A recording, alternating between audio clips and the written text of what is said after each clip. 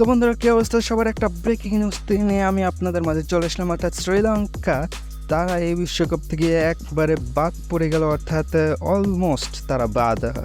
যদি কোনো অঘটন না ঘটে, অর্থাৎ অনেক নানা সমীকরণ মিলিয়ে তাদেরকে যেতে হবে, কিন্তু সেই সমীকরণ কখনোই সম্ভব না, অর্থাৎ হবে না বলেই বুঝাচ্ছে। তার মানে শ্রীলঙ্কা এই বিশ্বকাপ থেকে বাদ পড়লো। এবং আমার তো কথা মনে করছে যে হাসানাঙ্গাকে তারা খেলানোর জন্য বাংলাদেশের সাথে কি প্ল্যানিং না এটা করেছিল।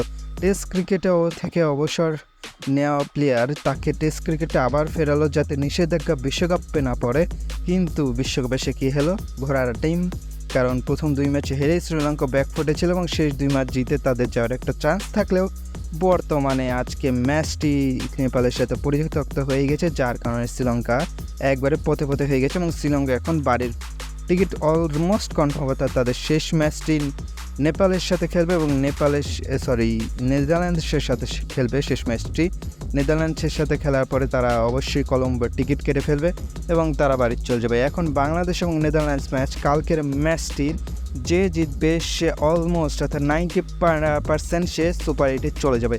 তো বাংলাদেশের সামনে একটা বড় সুযোগ যে সুপার 8-এ যাওয়ার। নেদারল্যান্ডসকে হারাতে পারলেই যাওয়ার একবারে পুরোপুরি সম্ভব, কারণ বাংলাদেশের নেট রান রেট নেদারল্যান্ডসের থেকে একটু বেটার আছে এবং কাল যদি জিতে তাহলে বাংলাদেশের নেট রান রেট একটু বেটার হয়ে যাবে। তখন কিন্তু নেদারল্যান্ড সাউথ আফ্রিকাকে হারাতে না পারলেও চলবে, তো বাংলাদেশ নেপালকে না হারালেও চলবে। কিন্তু বর্তমানে যা পরিস্থিতি তা বাংলাদেশের জয় আশা করাই যায়। এবং শ্রীলঙ্কা তারা বাদ পড়ে গেছে। আপনাদের কমেন্ট বক্স খোলা আছে আপনাদের জন্য, আপনারা কমেন্ট করুন যে কি আপনাদের কেমন প্রতিক্রিয়া শ্রীলঙ্কা বাদ পড়ায়। তো দেখা হবে নেক্সট ভিডিওতে। Till then, bye by.